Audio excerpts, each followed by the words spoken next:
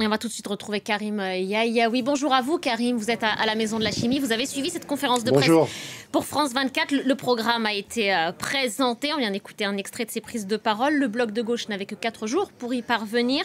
La logique de l'Union l'a emporté ce vendredi.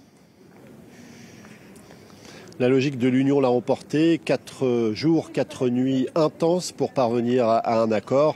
Les choses n'ont pas toujours été simples, mais ce qu'il en ressort, c'est la volonté de changer les choses en un temps assez court, puisque les différents éléments du programme doivent commencer à produire leurs effets rapidement, 100 jours pour changer et pour mettre en place quelques 150 mesures. Alors les différents membres de ce nouveau Front populaire ont égrené un certain nombre d'éléments.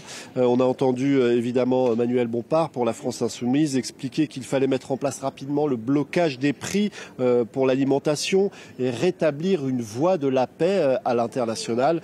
On sait que les discussions ont été parfois tendues en ce qui concerne l'Ukraine ou encore Gaza. On a entendu d'ailleurs Aurore Lalucq, la numéro 2 de Place Publique, le parti de Raphaël Glucksmann, expliquer que les discussions avaient été parfois âpres, mais qu'on était parvenu à un accord, notamment sur la qualification de massacre terroriste pour le 7 octobre, mais en même temps la nécessité de voir émerger un État palestinien. En tout cas, beaucoup de discussions et aujourd'hui la volonté de dépasser les appareils politiques. On a entendu aussi, après ces prises de parole des différents leaders, un ouvrier d'une usine, Stellantis, qui va fermer et qui en quelque sorte lançait un appel en expliquant que bien désormais ce nouveau parti qui émerge aujourd'hui pour tenter de faire l'union de la gauche, bien il sera surveillé de très près par les militants. On a entendu aussi le patron